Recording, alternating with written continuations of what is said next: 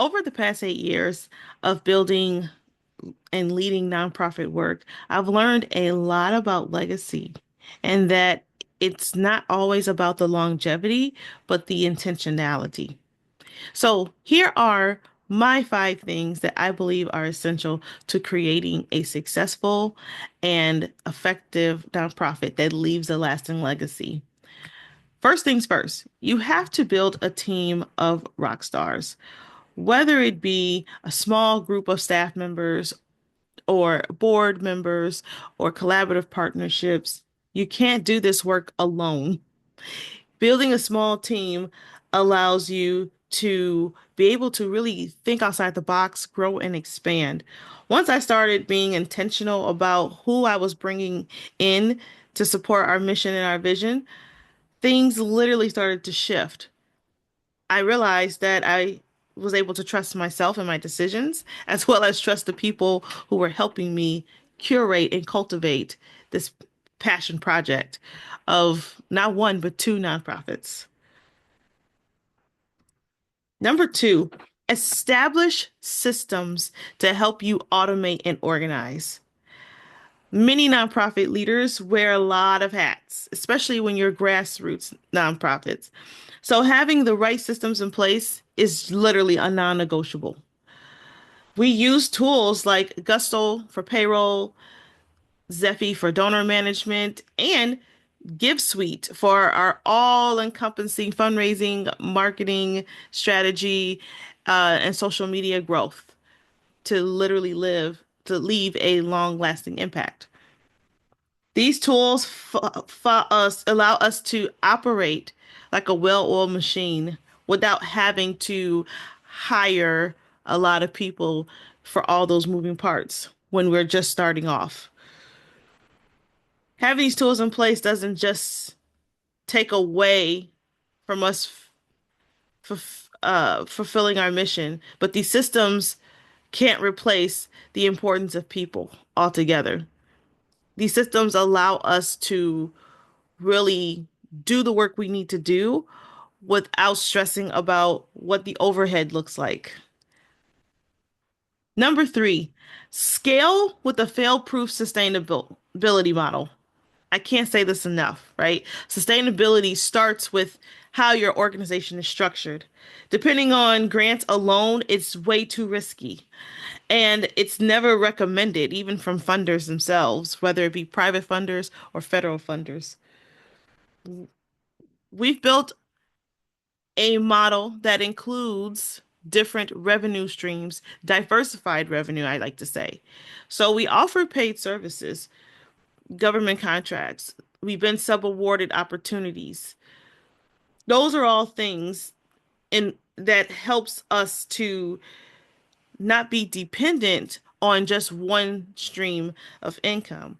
But when you have diversified revenue, you're able to sit down and create a functional budget that works for you and your team and the community you serve.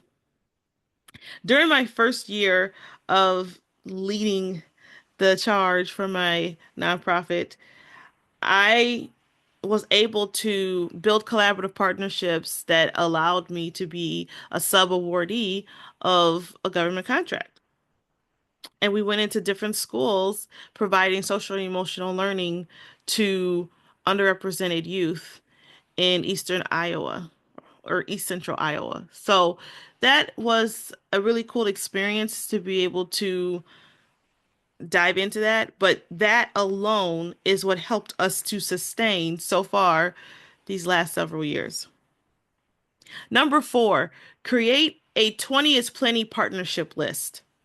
I learned this from a real estate investor mentor of mine, and he pitched it to me like this. You need to know exactly who's in alignment with your mission, both locally and statewide and nationally. And although I've being brand new into real estate investing, didn't know where to start. He showed us strategies and tools on how to build relationships with other people and get to know them.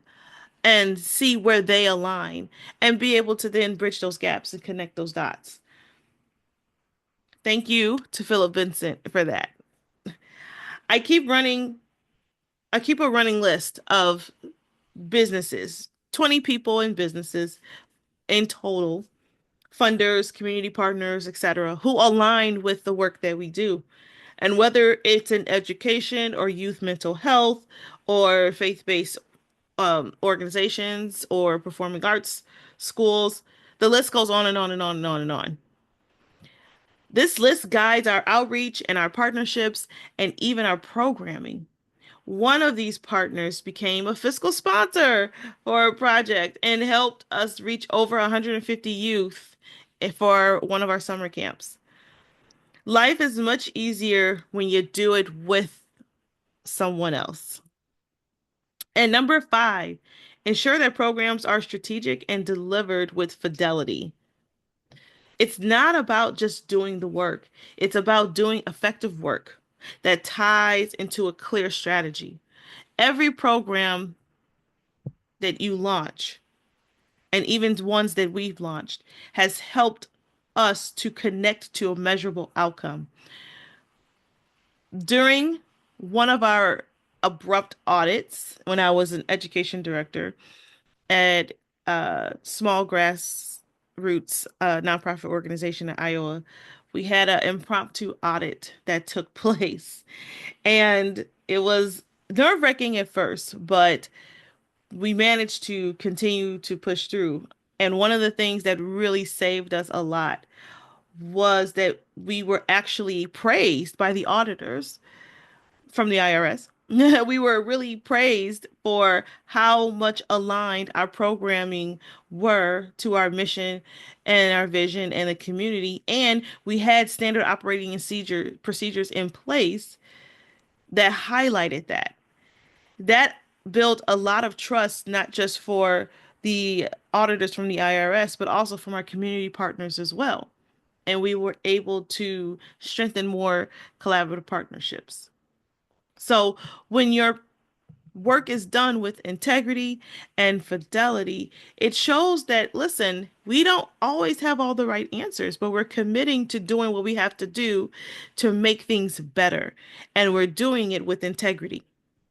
So those are my five things that I feel are going to be the success, the catalyst to having a long-lasting impact.